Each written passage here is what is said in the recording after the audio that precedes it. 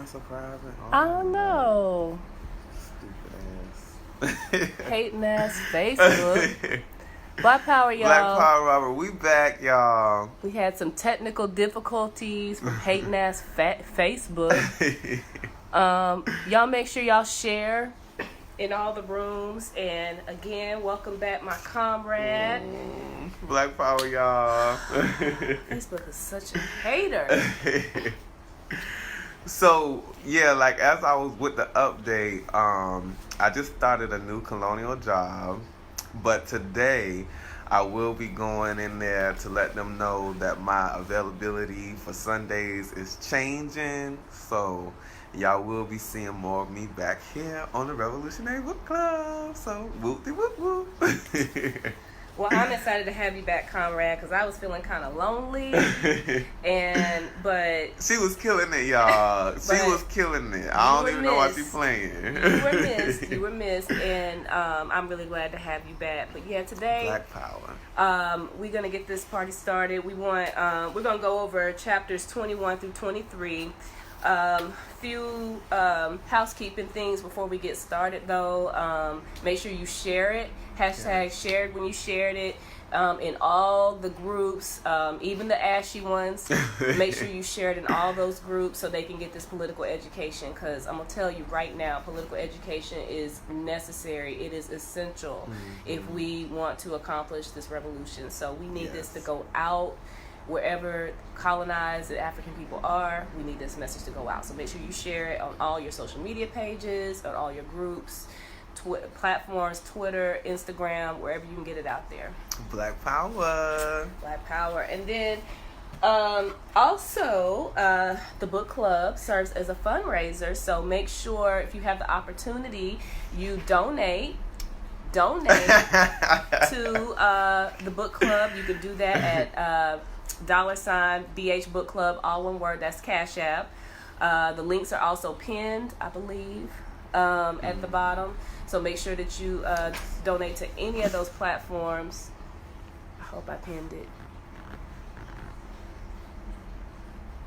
And you can also donate at www.gofundme.com/blackhammer.org. You can also donate at the Black Hammer website, www.blackhammer.org/donate. So any of those are perfectly fine, but just make sure you donate if you're able to.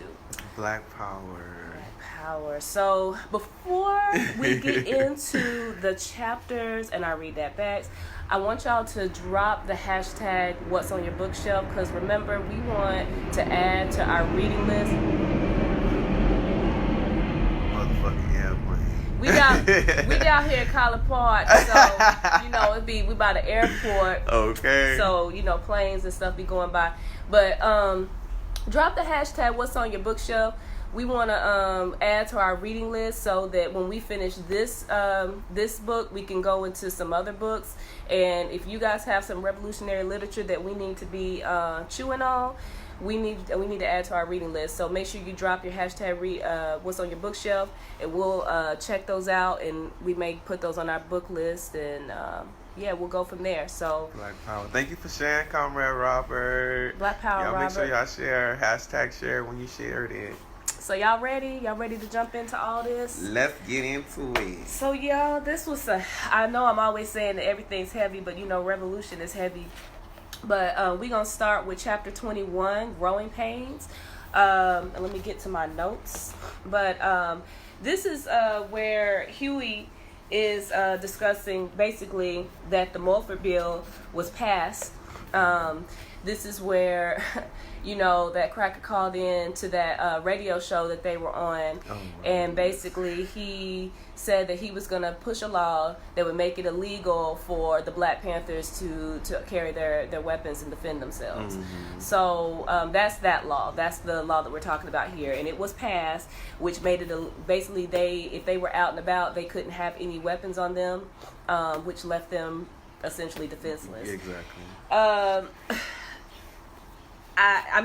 We're not surprised by the fact that happened, but it was just, it made their encounters with the police much, much different. As you can imagine. And then you can also see, like, even in the beginning of the chapter, we understand that with this law being passed, that the police harassment was already going to multiply itself.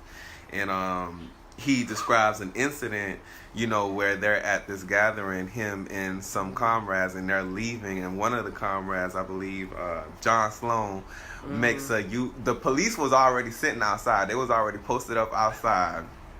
And he made a U-turn, which is perfectly legal, you know, like in a residential area. Absolutely. And so here the pigs come, and they eventually get beaten up by the pigs. And, you know, Huey is trying to calm the comrades down, you know, just to, you know, so the interaction with the pigs can be brief as possible. But, you know, it was one pig, and he was like a new recruit. Yeah. So he pulls up to the scene, and he is literally stomping on the foot of the comrades. You know, while this whole interaction, Lord, I'm working on my discipline, but I don't know if I could have. Yeah. Black Power, Quayshawn. Thank you for sharing, comrade. Black Power. But yeah, you're right, comrade, because you know. That, you know, but then again, we know they were trying to provoke them because they were already under attack as a group. They had already made kind of established a rapport with the Black Panthers in the sense that, you know, the Black Panthers were known for defending themselves, and the pigs weren't fixing to run up on them and be like, yeah, we fixing to do whatever we want, because they knew this was the wrong niggas to fuck with. Okay. And then at the end of the altercation, like, Huey describes this big buff pig, you know, that's doing most of the beating. And then after he finished beating up the other comrades, he gonna wipe. Okay, so just imagine him wiping his brow, wiping the sweat off his brow, and saying, I have to go now because I promised to take my wife and kids to church at 9:00. Church? You just... Girl. The sheer hypocrisy. It's crazy. Out of control. Out of control. So, Black Power Marcus. Marcus says, we got love down here in Baltimore. Black Power. Black Power Marcus. That's what's up. So, yeah, that was crazy. Moving on to the next part. Comrade, what did you think about... I mean, maybe you knew about this. I didn't know there was an issue with... Well, you know, Kwame Ture, but Stokely Carmichael and the SNCC and the Black Panthers. I mean, reading this, I was like, wow, I didn't even know that it was a issue like between the two groups. But like, you know, as Comrade Huey lays out in the chapter with Stokely Carmichael, I mean, for instance, I believe a lot of the problems was rooted, you know, as he says, that, you know, Carmichael, a lot of his views were, you know, like swishy swashy, like flip floppy. Yeah. And he even says that, you know, Carmichael proclaimed that he would support anybody if they're black, even if they was a pig. And which is a contradiction. Yeah, you know, Comrade Huey pointed out that was, you know, that was it was a major contradiction. And another major portion of the chapter is how, you know, Comrade Huey says that there were requests to start Black Panther chapters in other cities and everything like that, but he, you know, he stated that they lacked the administrative capacity to do so in order to carry that out. Yeah. So. And I hate that because he said he recognized that SNCC had these skills already. They were already doing pretty good work in the community, so that really could have been an asset to the Black Panther Party to extend their reach and their abilities in other cities and things. They were growing so much because, you know, this was in response to police brutality that we were getting at the time. And so just imagine what type of reach that could have made for the party at the time. It did. That's what that's what I was thinking about, just to imagine, like, if, Because, I mean, in this understanding, what Comrade Huey and the Black Panther Party wanted to do was to merge the two organizations, and they actually started a plan to carry that out, but the ball was dropped. And I know we read the chapter on Eldridge Cleaver or whatever, but he was supposed to be a major component of making the merger happen. As we see in the chapter, it was him and two other forces in SNCC. What's their names? You mean? Wait a minute. You're Brown not and Foreman? Right, H. Rap Brown. Yeah. And then James Foreman. Right. So James Foreman and whatever his name, Brown, was supposed to be the contact people that was supposed to carry out the merger, but as we find out later on in the chapter, they was just talking a bunch of shit. And quiet as it's kept, I feel like, just understanding how Huey laid out what type of force Eldridge Cleaver was, I feel like, some type of, he could have did more. And, it just goes back to the fact that, if this merger was to happen, if it really would have happened, can we just imagine how much further, we would have probably been in this revolutionary process at this point. And I think, which was profound and important to me, and I don't know why I didn't highlight it, but just the fact that Comrade Huey, stated that he didn't care, like him and Bobby Seals and the others didn't care about what type of titles that they would have had in the organizations, just as long as they had people within positions that they knew would forward, the objectives of, the organizations. And I think that's so profound and so, just real powerful, because we understand that coming into revolutionary life, we may lack in some areas. And, it's just being able to shed that ego and being, you don't have to be the chief of this or, the chairman and all this other kind of stuff like that. Just as long as we have the people in the areas that we know will maximize the potential of what we're trying to do, I think that's a really great quality to have as a leader. Just, that's really just putting the focus on liberation, the focus on the people. So I thought that was really powerful. It was, and I totally unite with what you were saying. The fact that from this standpoint, it seems like the Black Panther Party was more about the people as a whole, whereas these other people were more like, oh, well, you didn't come through us the proper way, because I think that's what they even said, was that you didn't take the proper channels to even ask for that merger to happen, and we're not going to allow that to happen. It just seemed more like on the side of SNCC, or at least the way it's written here, it just seems like SNCC was more about I don't know, they seemed like they were more like, oh, well, if you're not going to do it the way we want to do it and everything, we're not going to do, why would we want to merge with y'all anyway? More of a arrogance type of a thing, rather than this is what's going to be best for the people. The titles was another thing that really stood out to me too, and they really wanted to bring Stokely in as making him prime minister, which would have head the party. Oh, Lord Jesus. So just the fact that even with that, they were really like, you guys can lead it. We just want to merge it because you guys have the skills that's going to basically be able to put these services out here for the community. This is going to really help us to grow, and we're going to be able to push what we're trying to do. And they still didn't want to do it. So. I was blown away by that. I really did not know that there was an issue between SNCC and the Black Panther Party in the way that it's being written about here.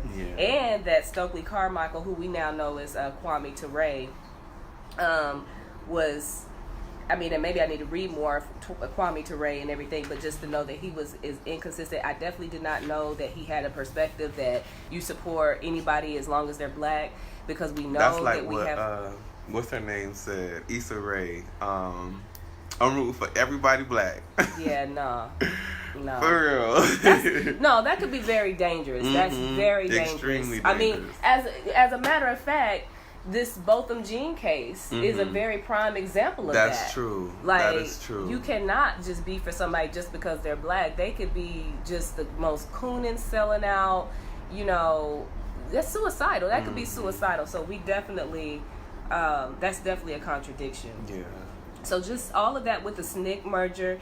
Make sure y'all go ahead and start dropping your hashtag Read That Bags. We want to hear what y'all have to say about this chapter, what stood out to you, and we'll go over those here in a minute. So anyway, the SNCC merger never happened, and it's probably a good thing that it didn't.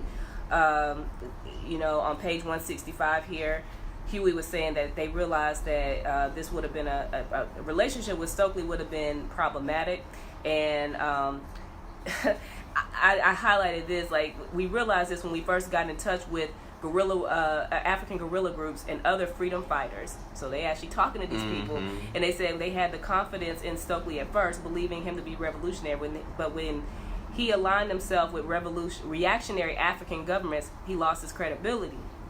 And he had come into their countries barely acknowledging them. How you going to go into somebody else's territory, you're not even going to acknowledge them? Other Africans that you say you want to help liberate. Exactly. And you're going to not acknowledge them. Exactly. Talking about the new alliance he was forming with Nkrumah, then making himself the spokesman for African freedom fighters. When and then the revolutionaries found out that Nkrumah did not really even support Stokely's position on race. Yeah. So, I mean, I thought that was a lot there.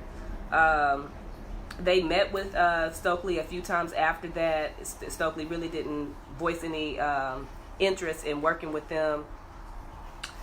Yeah, it's just, that was just, I was like blown away by that. And then they were, somewhere in here, they talked about how there were trust issues between the two groups, which I really didn't understand that either.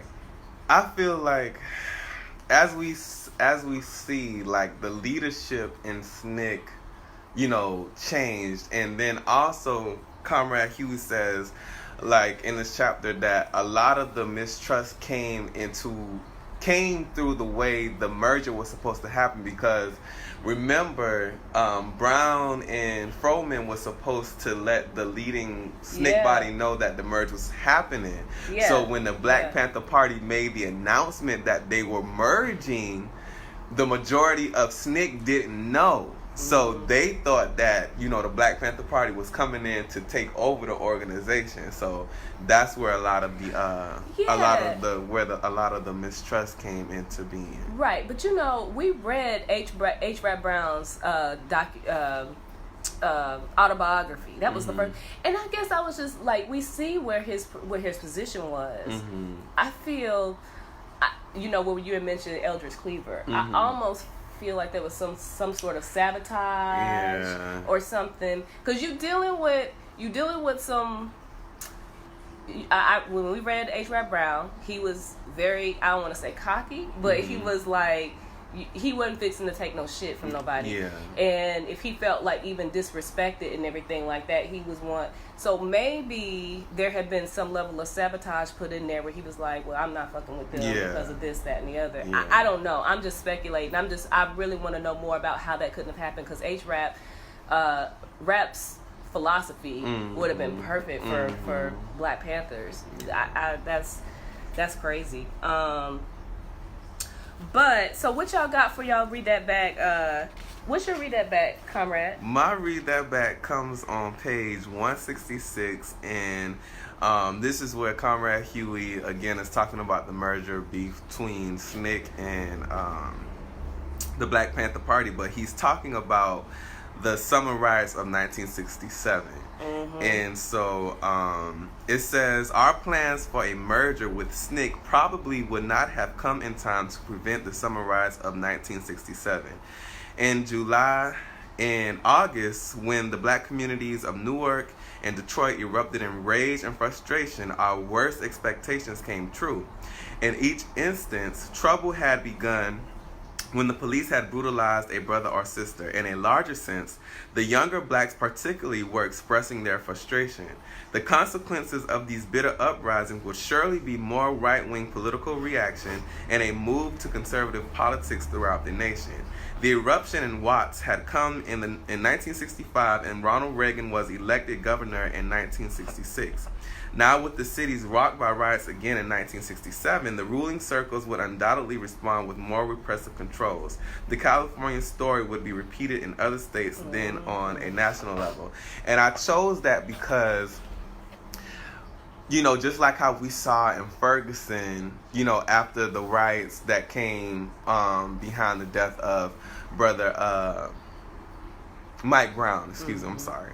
But this was important to me because I feel like black and colonized people, we have the absolute right to riot. Hell yeah. I mean, it's just no other, like, outside of organization, there's no other natural response that you should want to have in regards to being brutalized and killed, you know, by the police and, you know, just living under colonialism each and every single day.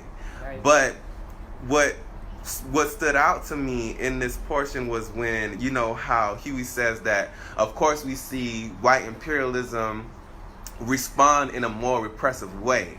And I feel like, you know, in terms of riots, all they need is just an element of leadership and organization, because, I mean, we can riot one day, but then we understand what the response is going to be from the pigs the next day. But if we riot in such a way with the fuck shit up, fuck it up, fuck the shit up. But if we can establish demands and leadership roles within these types of instances, when they come with the pushback, we already laid out what we're going to do, how we're going to respond, and things of that nature. And I feel like, you know, that's also tied to the point to where, you know, I think we're going to see later on in chapter 22 how Comrade Huey is saying that, you know, he spoke to some students and just his stance on how he felt like riots, you know, that not necessarily that he didn't like riots, but his problems with riots is because of the lack of organization, and how the state would respond in reaction to the riots. But just to make sure that we have the organization and the leadership body, you know, that can lead the riots, you know, the way I'm all down with burn that shit down. Me too. So that was my hashtag read that back part for chapter 21. You made a really good point, because Huey also, with him speaking about the riots and everything like that, Malcolm X actually described that phenomena that we see with rioting, and the reason why it makes sense, because these people, colonized people, after this shit happens to us, they're not destroying their shit. They're destroying colonizer shit that's in their communities. Exactly. And these particular entities usually give them substandard service in the first place. They charge them outrageous prices for the services, and it's not their shit. Right. So, and they're ran down. They don't even get the same types of attention to fix these places up so they can look like anything in these communities. And so, you know, he described that phenomena, and I just think that's important. And the fact that you said that with that, it's a certain level of power that we need to have in order to be able to organize, and which is why the Black Panthers push self-defense, push carrying weapons, push being able, because obviously you see the pigs ain't fixing to just run up on you and just be talking or do anything, getting ready to beat you with clubs and bullshit like that. They gonna think twice, because you might leave, you might not leave unless you got something in you, in a bag. So my read that back was also on page 166 when he was discussing like some of the contradictions around Stokely Carmichael. He says when a man is consistent, you at least know what's happening and what to expect. Stokely says one thing one day and another the next. He accuses us of misleading people by our coalitions with whites, but when I say he confuses people when he goes to Washington and tries to prevent a black policeman from being kicked off the force. A policeman who takes orders to kill his own people, who protects the establishment. Stokely told me he would support anyone. He did not care who, if the person were black. That's crazy. It is. We consider this viewpoint both racist and suicidal. If you support a black man with a gun who belongs in the military arm of your oppressor, then you are assisting in your own destruction. That was my read that back, because I think, you know, like I said, we seeing this Judge Mammy Tammy, whatever, talking about, you know, I wouldn't have gotten this type of response if Amber Geiger were black. So why am I getting this response when I hug this pig colonizer? When she murdered this person in cold blood.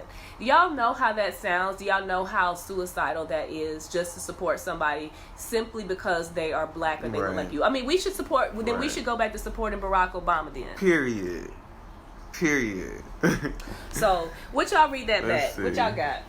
We have, Quayshawn says, what's on your bookshelf? A very brief intro to Freud and an intro to formal logic. Mm-hmm. Black Power Jamal, thank you for sharing. Black Power Daniel? He says, Black Power, I'm using UGA's bougie Wi-Fi, but I'm on here, period. Well, you on here, comrade. Okay. That's all that matters. All right, so we have Quayshawn, read that back, page 154, and it reads about riots, but the brothers needed their energy redirected, looking at riots strategically, not morally, similar to staying calm when around pigs. And that's the thing, using the riots strategically. We have Comrade Daniel who says, if Stokely joined, the entire outline of the revolution would have became fiery. Stokely was cool, but he had some serious contradictions. He was aligning with the pre-neo-colonial governments of Africa. That was wild, yes. That's why it's so important to study this stuff, though, because it's like, Kwame Ture, he had some very potent speeches, some very potent quotes and ideologies and things, or at least what little I've studied of him. But if you're aligning yourself with a bourgeois government, I'm sorry. Yeah. Quayshawn also says, unorganized riots show the difference between pure force versus organized power. All force or might isn't power. Organization turns might into true power, period. Black Power, Comrade Kimya. Black Power, Kimya. All right. Yeah, so they continue with the rest of the summer with responding to the riots. They've also begun giving out their pocket lawyer, like a guide that people can pull out if they're ever stopped by the pigs, which we're going to talk about that because there's some things about that. But they're pulling this out so that people, black and colonized people, know what the law is as it regards their rights if they're pulled over. Because a lot of people, when they're pulled over, they think, if the pig is saying they want to search your car, then they just get to search your car. I have to do it, and that's not well. At least according to the law, you don't. You're not supposed to have to. Yeah. But I was reading that too, like the pocket, and I just highlighted it because it says you may not resist forcibly by going limp, even if you are innocent. To do so is a separate crime of which you can be convicted, even if you are acquitted of the original charge. Isn't that some bullshit? Seriously. Do not resist under any circumstances. And it was also something else that I wanted to point out about probable cause, but I think I made notes on that later. Oh no. It's here because I think that's another thing that we need to realize. Probable cause is a very gray area in which pigs can basically make up a reason as to why they feel like, okay, well, I don't have a search warrant, but I have probable cause to search your car. So I want to search your car because I have probable cause. And I just feel like that just leaves open an array of reasons why they can say they want to search your property. And so that's a joke to me. It's always been a joke to me. And we understand that law, it's whatever the ruling class wants to go, that's what the law is. And absolutely. Understanding, just how they use words, how they word, these laws and all of these different types of things like that in such a language that any person, Black Power Gigi, can become confused of trying to understand what the fuck is going on. Like, all of that stuff is intentional. It's intentional that this whole probable cause law is a gray area. So you don't understand exactly fully how to execute your rights or whatever. But we know that it's intentional. Just like, like I said, the Mulford Bill was passed. So they made, law, if the law favors you as a colonized person, they're going to change the law or make up new rules so that it favors them, just like they did. So now they've just disarmed all these black people and said you can't carry your weapons on you and all this stuff like that. So that's what they did. They changed the law to favor them. The chapter ends by Bobby Seale going to jail for 6 months due to the incident that happened in Sacramento when they were responding to that issue that happened with the family with Denzel Dowell. So Bobby Seale ends up going to jail for that for 6 months, which was a big blow to them because of all the big roles that Bobby Seale played in the party. Says that when Bobby Seale left and went to jail in August of '67, they actually weren't on the streets again until 1971. But it was only supposed to be 6 months. Only supposed to be 6 months. And of course, we're going to read about why that happened. So with that, y'all, we moving into part 4. There's an important quote here I want to start that out with. But just a reminder, the book club serves as a fundraiser. So again, if you're just joining, make sure that you share it in all your groups. Black Power Valencia. Thank you for sharing, Comrade Gigi. Yeah, thank you for sharing, Comrade. Make sure you share on all your platforms. # share when you shared it. All your Facebook pages. If you like me and you got 15 pages, make sure you share it on all of them. Because you never know how Facebook algorithm's going to be, what's going to pop up on somebody's page. So make sure you share it. Also donate to BH Book Club on Cash App. You can also donate on GoFundMe.com/BlackHammerOrg, or you can also do it straight on the website, www.blackhammer.org/donate. You can do it on any of those platforms, and the links are actually pinned on this video. So Black Power. We appreciate the donations, and we're going to move it to part 4 of the book. It starts off with a pretty... Very What you think about that quote? I was like, damn. Man. But you know what? That's me. That's us. Yeah. That's the people that's viewing this book club right now, and it says black men and women and colonized men and women who refuse to live under oppression are dangerous to white society because they become symbols of hope to their brothers and sisters, inspiring them to follow their example. That's very powerful. So if I was still in church and I was still reading the Bible, I would have said amen. Right there. Hallelujah. Right. That might even made me get up and dance a little bit, because that is so powerful. Yes. The fact that you have black men, colonized women, black women who refuse to live under a system of just straight brute injustice, oppression, exploitation. They are a danger to white society. Yes. White society, because they become symbols of hope and really an inspiring catalyst to make people want to fight the system back. Yes. They don't want you doing that. Exactly. They'd rather you remain indoctrinated. So chapter 22 starts out with Huey discussing this book that he read, which I had never read. I had never heard of, but I actually want to go read it now. Now that you see how he broke it down. Yeah. And then I can't say this guy's last name, Nietzsche. I don't know if I'm saying that right. Nietzsche. It looks like it might be a Russian name. One of them names. One of those European names. I don't know, but I can't. Somebody can put a pronunciation in the comments, I would appreciate it. But it's called The Will to Power.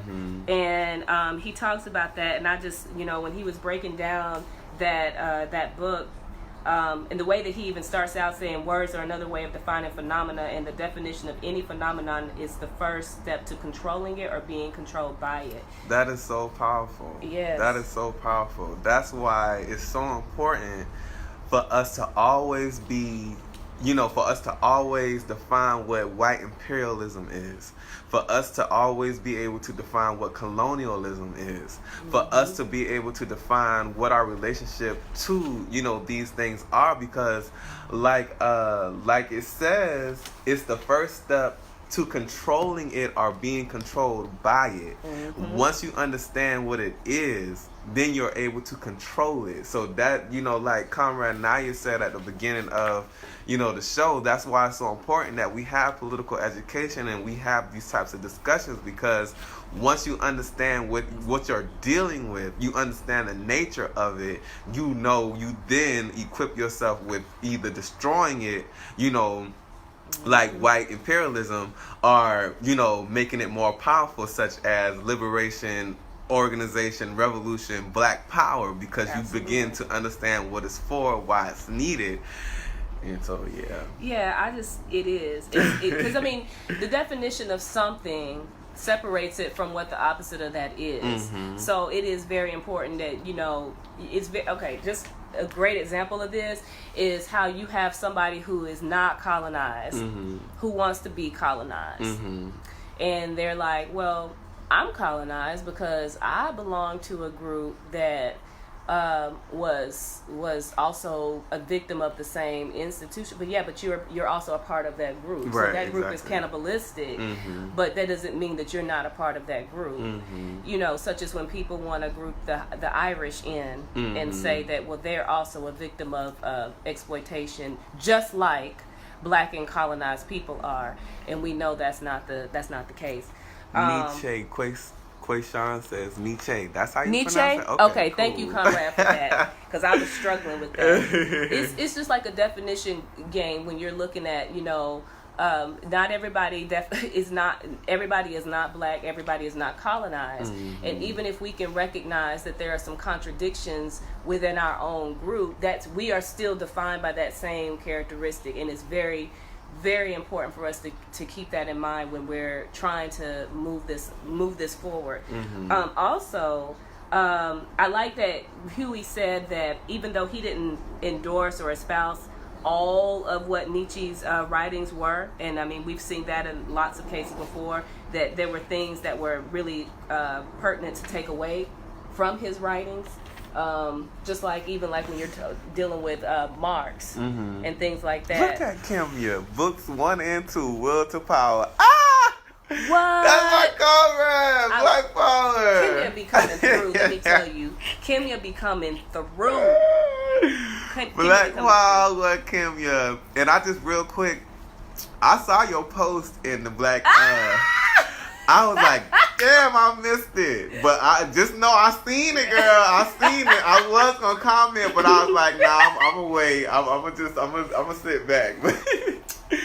But go ahead, Conrad. Well, no, just what he talks about, like even how he breaks down like the good and evil, and when it comes down to that, and behind that, there's the will to what you're trying to get is power on either side of that equation. And if we could discuss that real quick, because I highlighted that whole portion, and I think that how Comrade Huey breaks it down right here it's really just self-explanatory, and it says, Nietzsche believed that beyond good and evil is the will to power.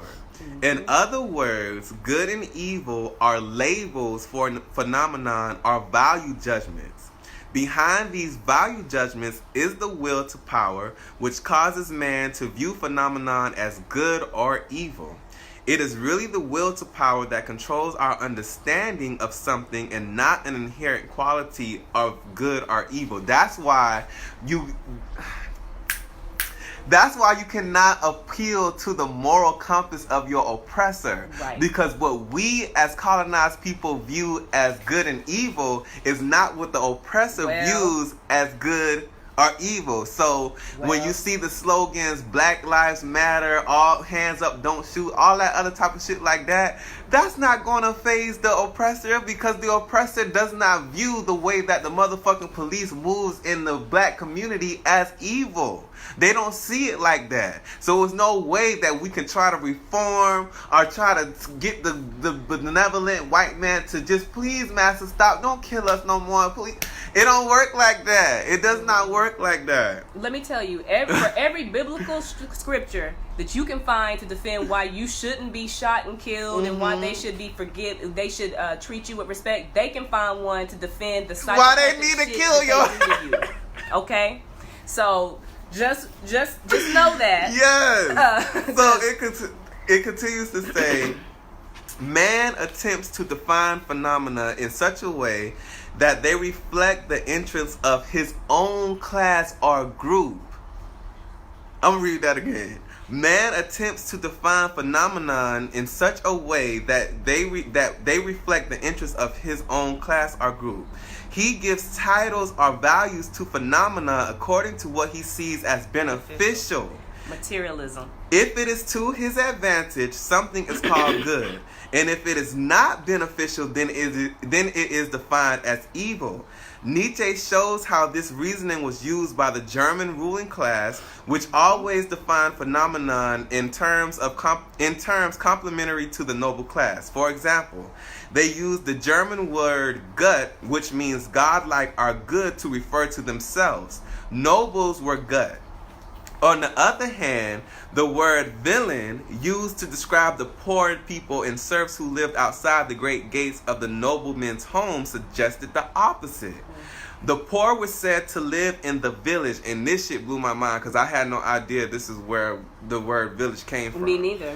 The poor were said to live in the village, a word that comes from the same root word Latin villa as the term villain.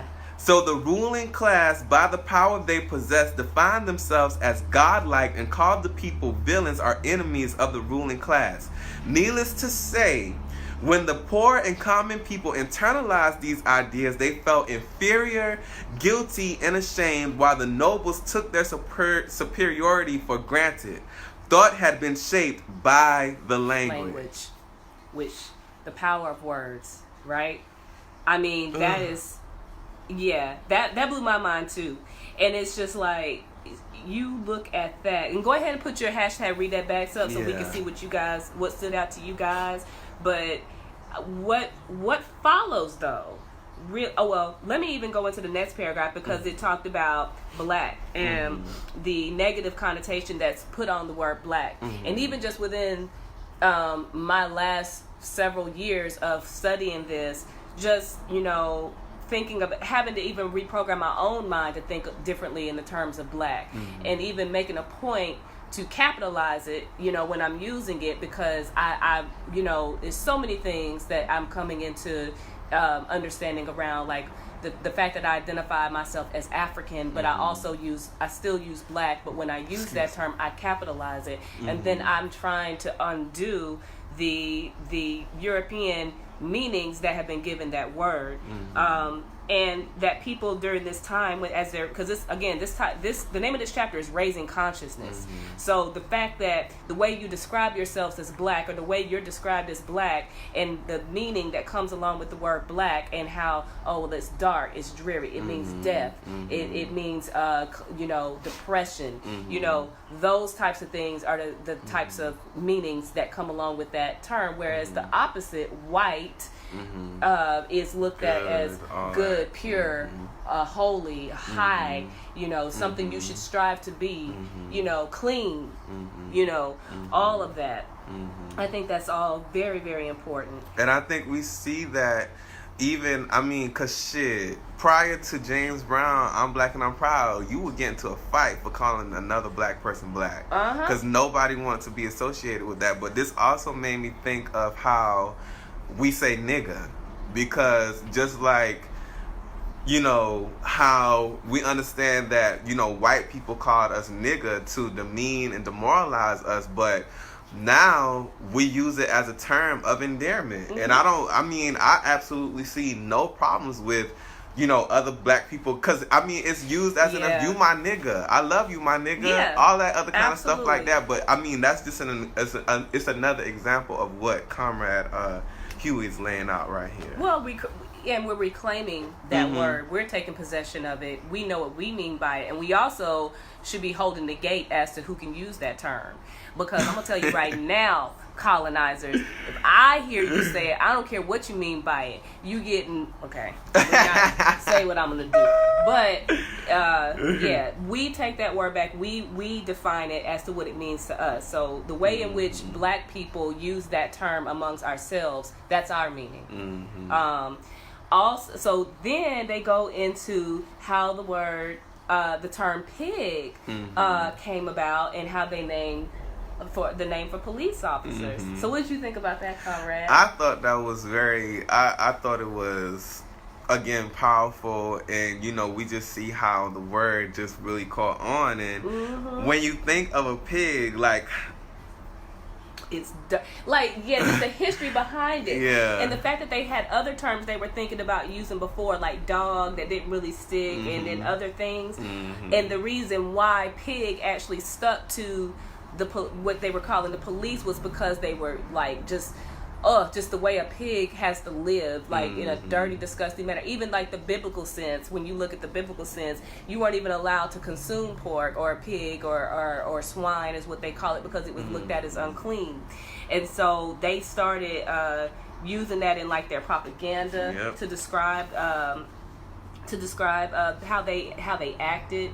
I thought that was really clever. Yeah, I want to read this portion right here real quick. Go ahead. Where it says, "The pig in reality is an ugly and offensive animal. It likes to root around in the mud. It makes hideous noises. It does not seem to relate to humans as other animals do. Furthermore, anyone in the black community can relate to the true characteristics of the pig because most of us come from rural backgrounds and have observed the natures of pigs.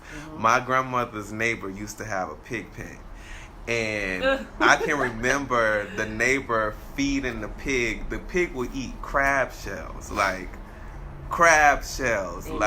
anything. And it says, many of the police too, who are hired right out of the South and are familiar with the behavior of pigs, they know exactly what the word implies. To call a policeman a pig conveys the idea of someone who is brutal, gross, and uncaring. But that's exactly what they are. Perfect. And then just, with that, and the fact that fit the way they did, I thought it was funny how the pigs tried to respond by making it, well, pigs are beautiful. Girl. And the propaganda and wearing pigs and stuff like that. And, police. Okay.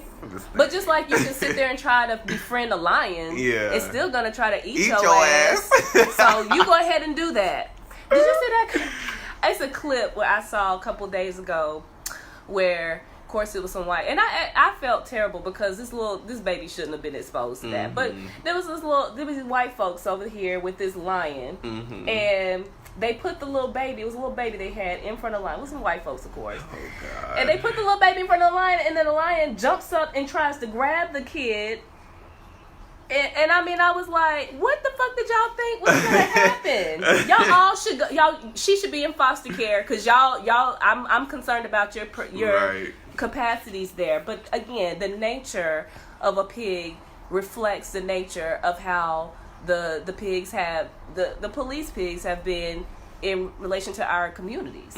You come in here, you have no concern for our conditions, and you are upholding a brute and callous and nasty and disgusting system. So they go into also how all power to the people came about, which I that really resonated with me. I want to say that might be my read that back.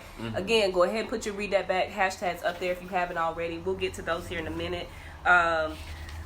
But on page, well, it just says that another expression that helped to raise black people's conscience is all power to the people, an expression that has meaning on several levels: political, economic, and metaphysical. It was coined by the Black Panther Party around the same time as pig. Sorry about that, y'all. And It has gained wide acceptance when we created it. I had in mind some distinct philosophical goals for the community that people did not understand. And just the fact that they are, that meaning came back from like the power that they're trying to instill in the people by developing their newspaper, the goals that they're trying to organize in the community, the different programs that they're trying to put in their communities, health clinics and things of that sort, so that they don't have to rely on this system that subjugates and exploits us. I just thought that was really deep. My hashtag, well, before I get into my hashtag read that back part, I wanted to comment on how, like, Comrade Huey's breakdown of Christianity in this chapter was very, very deep and profound. And I know we keep going back and saying, you know, how, because, listen, religion has been only the main stable hold that we've seen in the African community here in America since we were enslaved. I mean, you have churches, different institutions dating back hundreds of years. And that, I mean, it speaks to how, despite it being Christianity, but just how religious and spiritual African people were and are. Because, I mean, even like when you look at, voodoo and, Yoruba and like the Orishas and all of that stuff, like how when, but Africans coming from being stolen from different regions in Africa, and all of that stuff was melded together. Right. I mean, you just can't, you can't overlook that. And then understanding the origins of Christianity and how it started out as a revolutionary religion, but then it was co-opted by Europeans and used it was weaponized against us as African people, as colonized people, to change our language, our names, just basically how we lived our day-to-day lives, our identity. Yeah. And just the way that Comrade Huey, breaks that down in this chapter is just really powerful. Like, and I just hope that everybody, because we can't get into all of it, but if you just read it. But my hashtag read that back part comes from page 179. And it says, the phrase, all power to the people, was meant to turn this around. Well, hold on. Let me back up real quick. While the early Christians succeeded in undermining the authority and confidence of their rulers and rising up out of slavery, the Afro-American experience was just the opposite. Already a people in slavery, when Christianity was imposed upon them, the blacks only assumed another burden, the tyranny of the future, the hope of heaven in the fear of hell. Christianity increased their sense of hopelessness. It also projected the idea of salvation and happiness into the afterlife, where God would reward them for all of their suffering on this earth. Justice would come later in the promised land. The phrase, all power to the people, was meant to turn this around, to convince black people that their rewards were due in the present, that it was in their power to create a promised land here and now. The Black Panthers have never intended to turn black people away from religion. We wanted to encourage them to change their consciousness of themselves and to be less accepting of the white man's version of God, the God of the downtrodden, the weak, and the underserving. We want them to see themselves as the called, the chosen, and the salt of the earth. Wow. Really deep, really very, profound. very Just the fact that, okay, we'll get to, let's go ahead and get to theirs, because I mean, you can chew on that a lot. And, wow.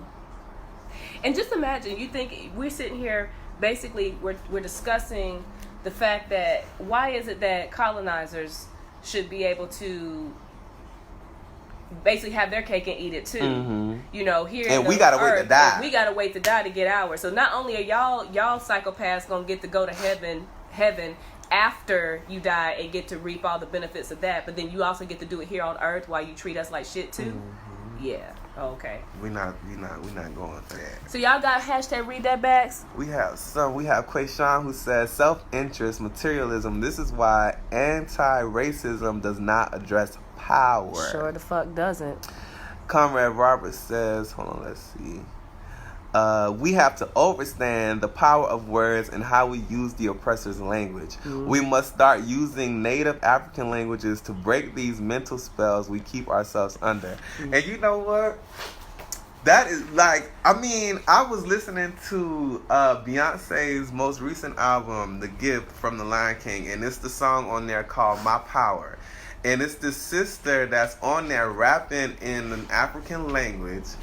But you can literally feel the power in the words that she's saying. And I didn't even have to understand, but just the you could feel the power of the language. And I think that's really powerful. So yeah, it was really, really dope. I mean, this chapter was really dope, and I just really appreciated finding out the history behind how those terms came to be and the things that you heard the Black Panthers saying. I unite with my comrade here.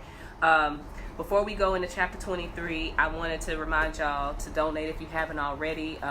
BH Book Club is where you donate on Cash App. And then you can also go to the GoFundMe, which is gofundme.com/donate. And you can also go to blackhammer.org/donate to donate there as well. So please, the donations help us to bring just basically to keep doing this, and then also to help us to build so that we can make the the Revolutionary Book Club or the Book Trap yes, Book Trap, bigger and better.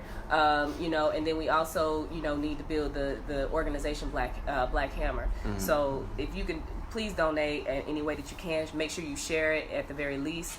But we're gonna go into chapter 23. Yes. Y'all, this shit had my blood boiling. And just essentially, it's right after Huey is released from his sentence from Odell Lee, and then he goes through the probation period where he has to report to a probation officer, and he talks about that, which we know is a trap. Probation, parole, then, all of that shit. Right, he's on parole after that, mm-hmm. and then of course he's harassed. Mm-hmm. So he talks about how on the night of October 27th, he was already scheduled to speak. He had lots of speaking engagements and everything. So he's talking about that, how he's going to speak with different bodies of students and everything, and basically bringing them political education. There are a lot of interesting points in here. The Black Panther Party's willingness to work with white groups, which I'll be honest and transparent, I'm very skeptical of that, mm-hmm. Based on the history of those types of mergers or mm-hmm. or relationships. It just seems like mm-hmm. we are always on the end of being exploited. I can understand, and I'm willing to, I guess, to kind of see, but just only with a level of skepticism. But he said that he got lots of criticism from things like that. And this is in 1967 when he's talking about this. What were your thoughts about that, comrade? I pretty much feel the same. I do want to say that strategically, I don't feel like white people should be able to enter into Black revolutionary or indigenous colonized people organizations. I don't unite with that at all. Black Power Cameron. I do feel that there is a need for white people to organize within their own communities if they feel like, well, not if they feel like, to overturn white imperialism to get white people on the right side of the question. But you do that on your own. Because we don't have a responsibility to educate the oppressor on what he and she is, or what, their relationship to white imperialism. That is something that white people have to come, to their own, to their own conclusions to iron that out on themselves. Now, the only support that we're interested in is reparations. That's it.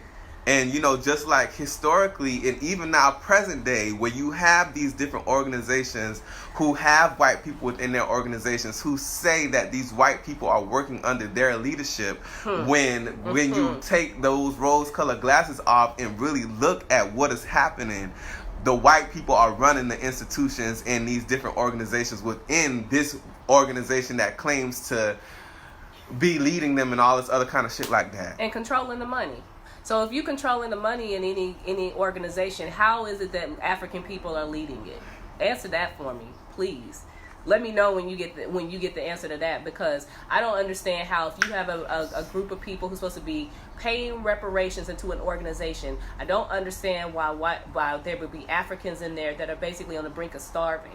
And not able to get their basic needs met. But you still got these crackers going to Whole Foods.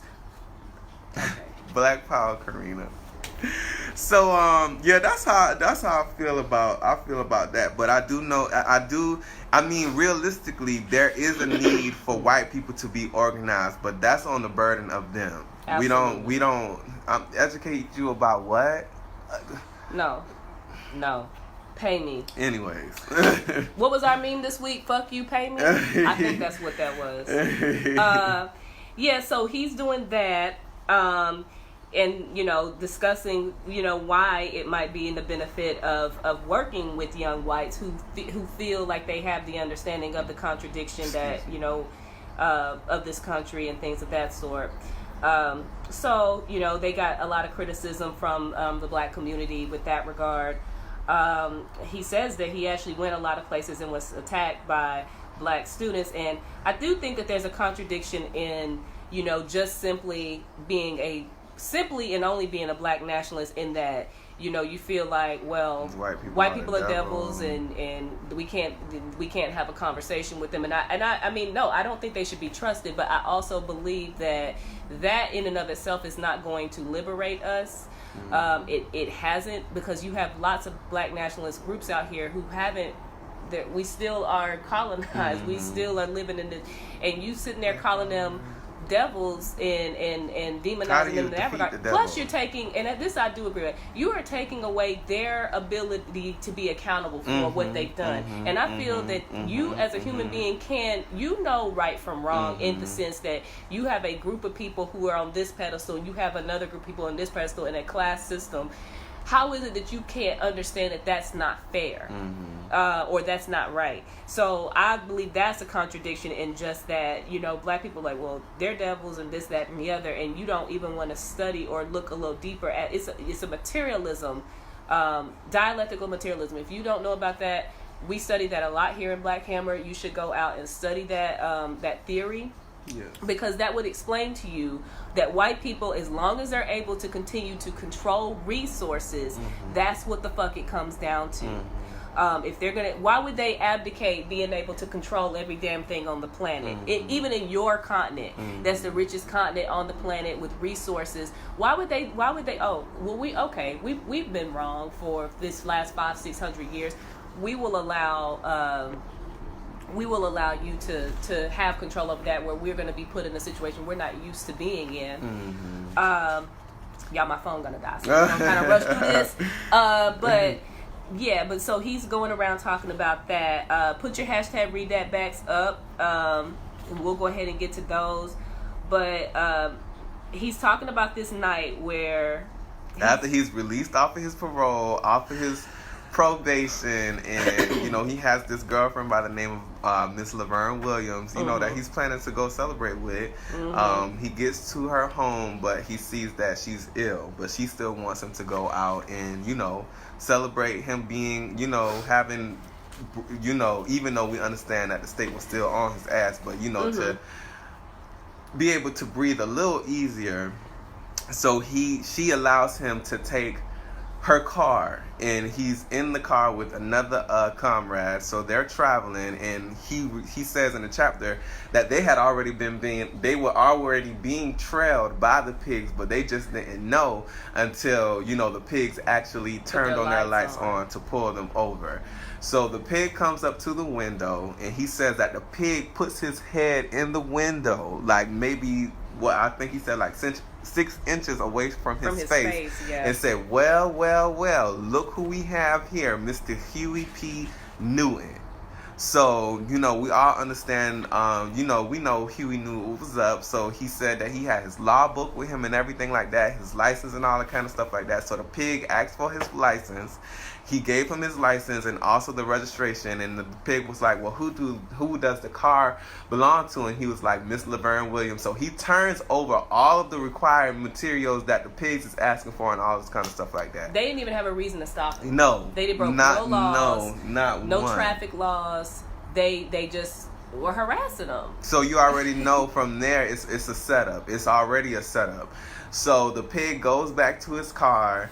And, here it is, Huey and, the other comrade, they're sitting in the car. Then another pig pulls up. He gets out of his car. He speaks to the pig in the first car. Then the second pig comes up to Huey and was like, okay, Mr. Williams, do you have any other forms of ID? When he already he knew who Huey was, just like the other pig knew who Huey was. So Huey was like, Mr. Williams, that's not my name. I'm Huey P. Newton. And so the pig steps away, and then they come back. They have Huey come out of the car. So he has his law book. They humiliate him. They pat him down, feeling all in his genitalia, groping him, and all this other type of shit like that. So then it escalates to an arrest when Huey before asked them, am I under arrest? And the officer was like, no, just lean on the car. So eventually one of the pigs grabs him and is taking him to the police car, but he's thinking that he's going to go to the first police car. But the pig proceeds to take him behind the second police car, and Huey was like, what the fuck is going on? So the pig then punches Huey in his face, and he falls down to one knee. And he shoots him. Shoots him with a revolver. I'm going to go ahead and say what my read that back is. And this is just because I want to reiterate something. 186 at the bottom. The officer who was to my left, just slightly behind me as I was opening the book, and this is the criminal book that he had, he snarled and said, you could take that book and shove it up your ass, nigger. This is where the reason I highlighted that as my read that back was because, again, we want to believe that they have to abide by their own laws, but they don't. And so many times before we've seen that they don't have to. They can make things up as they go. And I just found like that was and I don't know what's to happen after this when we go into the next couple of chapters, but he ends the chapter by saying, I remember nothing. Yeah. After he's shot, he doesn't remember anything. Right. So, y'all, it's just, this chapter just really, like, the fact that he was just shot by, even if you want to sit here and say, I believe that some police officers are good and that the overall police force is really about protecting the public and things like that, how can you say that when you have this, when you have what happened to Comrade Asada, and when you have, it's not, and we know that to be true. We know that's not true. Their laws, their rules. So let's see what we got for read that back, and then I'm gonna go ahead and announce what'll be our next reading assignment before we possibly get cut off. Okay. Well, we don't have any right now. No, read that back. What was your cool. read that back? My read that back was on page 182, and it just speaks to the fact that, like how I was saying earlier, that white people have the responsibility to politically educate themselves. And Comrade Huey says, I pointed out that many young whites had suddenly discovered hypocrisy. Their fathers and forefathers had written and talked about brotherhood and democracy while practicing greed, imperialism, and racism. While speaking of the rights of mankind and equality for all, of free enterprise, the profit system, individualism, and healthy competition, they had plundered the wealth of the world and enslaved blacks in the United States. White youths now saw through this hypocrisy and were trying to bring about changes through traditional electoral politics. But reality is impervious to idealism. Yes. Okay? Yes. Reality is impervious to idealism. These youngsters were discovering what blacks knew in their bones. That military-industrial complex was practically invincible and had in fact created a police state which rendered idealism powerless to change anything. This led to disillusionment with their parents in the American power structure. At the point of disillusionment, they began to identify with the oppressed peoples of the world. That is what has to happen. Mm-hmm. That is the responsibility of white people. Mm-hmm. It's not you to come as a white person, join Black Hammer, and then miraculously you then begin to understand what it is to be a colonized individual. We know what it is. You need to take this back to other white communities, and so they can begin to attack the white power structure from within, or however you want to phrase it, whatever you want to do. But it's not our burden. It's not our burden to educate you as a colonizer. That's not on the burden of colonized and black people. It's just not. And then what he says with the idealism, what he means by idealism is powerless, is meaning that we're hoping that white people or that this system is going to do right by black people, and we know that's not the truth. What we need to do is organizing power structures, ways that we can take control of that back in a materialist standpoint, because we've been hoping for shit since we've been in chains. Okay. So if it's not happened yet, it's not gonna happen unless we take our shit back. So with all that being said, y'all, I don't know if y'all put any thank you for sharing, Steven, Black Power, Cameron. So I mean, the next couple of chapters we're going to do is chapter 24 and 25. The next chapter after that is about the trial, and that's a very long chapter, so we're going to probably have to divide that up. But we're going to do chapter 24 and 25, and then that will get us to part 5. So that's the next assignment. We'll do that next Sunday at 11. And I hope my comrade could be here with me. Listen, This has been amazing. Excuse me, y'all. I'm going to let them fuckers know today. Good. What's good. Good. So. And if you're not a member of Black Hammer, please join today. You can go to blackhammer.org/sign-up/. You can sign up today, or if you drop a fist in the comments, I will contact you myself. Me and my membership committee. I have a dope-ass membership committee. I shout out to all of y'all. Y'all know who y'all are. But we will contact you, and we will make sure you get in with the right committee. But you can start a membership with Black Hammer as low as $5 a month, and then every Tuesday we meet, and you can come on and see what we're doing with the money, how we're carrying out all this great work in the community.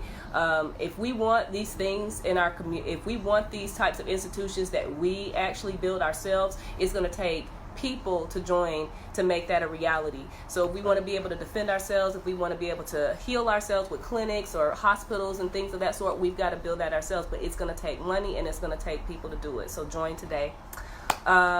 With all that being said, y'all, my phone about to die. I didn't mean to rush through the last little bit, but we got the points driven home. I'm looking forward to the next two chapters. We're gonna fuck it up. So. Black Power. Black Power, y'all.